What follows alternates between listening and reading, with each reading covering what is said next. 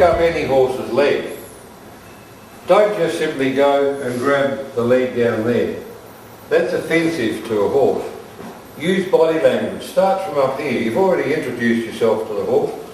So use body language. Run your hand down here. And by the time you get there, he's ready to lift it because he understands where you're going and what you require. In here, there's a happy spot, and it's where his leg is comfortable and at rest. And it's in an area about a square foot or 300 mil square, and that's where he's happy. If we're going to work on this horse's leg, that's where we have to get to. It's no good pulling it out here because he'll stress under the shoulder and move that off-hind leg towards you to get balance. So you have to get in there and bend this outside leg in so that you stay within the parameters of this happy spot, as I call it. And bend down, so that's where you work on the horse. Poke your toes in, bend your outside leg in, and just work on it there. The forward position in working on the near fore is this. Turn into the horse and bring the leg forward, and once again there's a happy spot, and it's in around about here where the knee is bent, and that's where you need to get to. If you come out here too far, the horse will want to fall forward, and you've got to feel like you're supporting him with this leg bent in here and with your foot straight down below that. And what I do is I lean down on the cannon bone and rest, and that pushes this foot into my knee so it becomes very stable.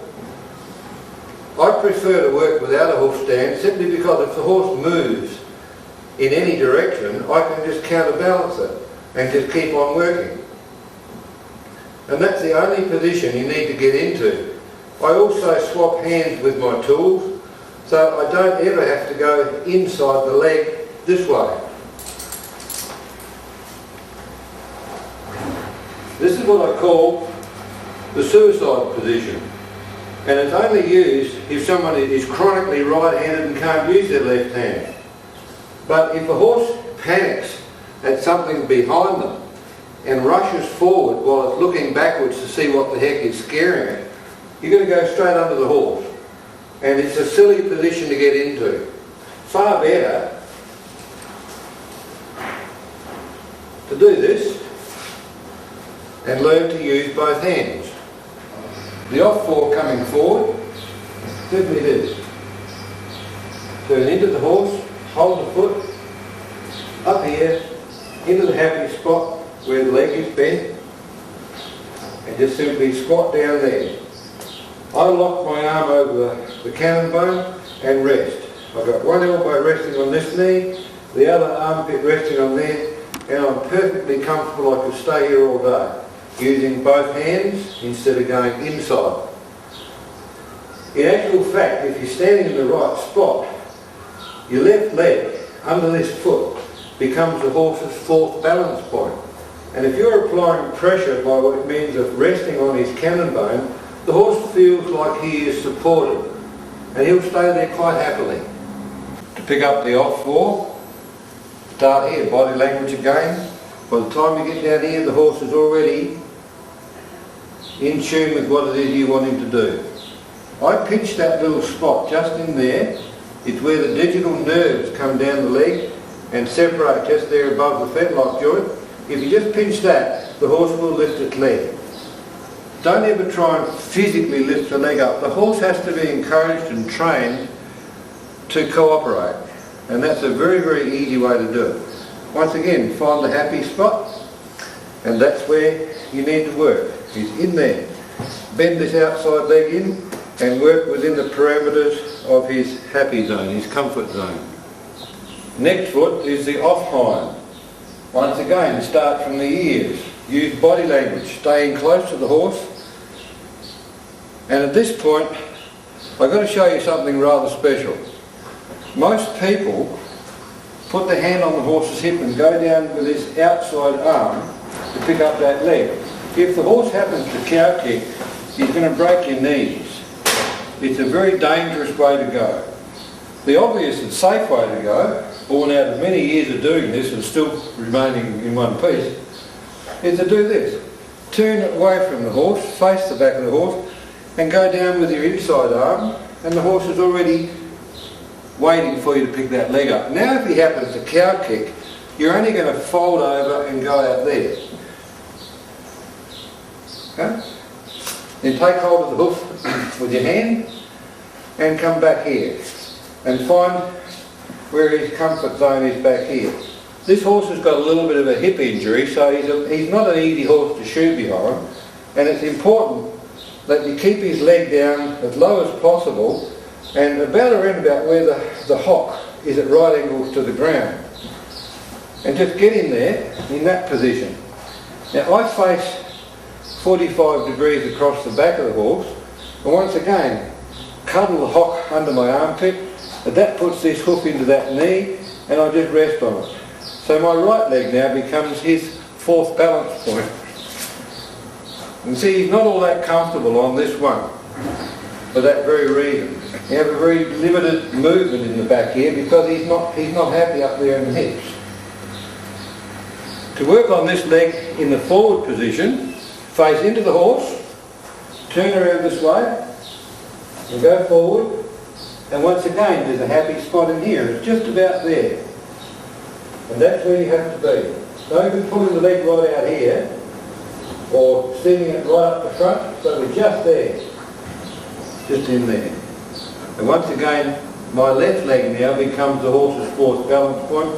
I lean on that leg a little bit, always maintain contact on top of the leg with your forearm or a hand, and I never go inside the back leg. I do it all from here, but I swap hands with my tool.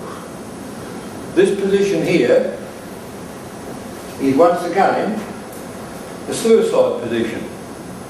If the horse gets frightened from that side, he's going to run this way and you've gone underneath the horse. I've seen too many farriers get injured that way. It's a traditional way to do it, but it's silly. This is by far the easiest, safest way to do it. It's just there, keep this leg bent, if possible, keep your heel up off the ground. You can flex with the horse. The last foot in this process is the near hind. It's his smaller hind leg. Start from here again. Don't assume that the horse is going to pick that leg up. Let him know where you're going. Turn into the horse with your body there, run down here and just touch him there, and he'll lift that leg. No, this one. Come on, this one. Touch. In there like that. Find where his comfort zone is. Come on, just relax. Just in there. He's pulling this up, it's because he's sore up in the hips here. Don't be getting cranky with horses that do this, because they've got a real problem. We have to understand it in order to allow this horse to work with us comfortably. And when you get his leg down to where the hock is at right angles, then that's the position you have to be in there. And you can work on that until your heart's content. It's a bit of a silly situation to get your legs into, but that's what this horse requires. Then to bring this leg forward, face into the horse, hold the leg there and pop it on your knee where he's comfortable here. Not right out here, and not up there, and not back here. It's right there where he's comfortable. And that foot will sit on your knee there all day long.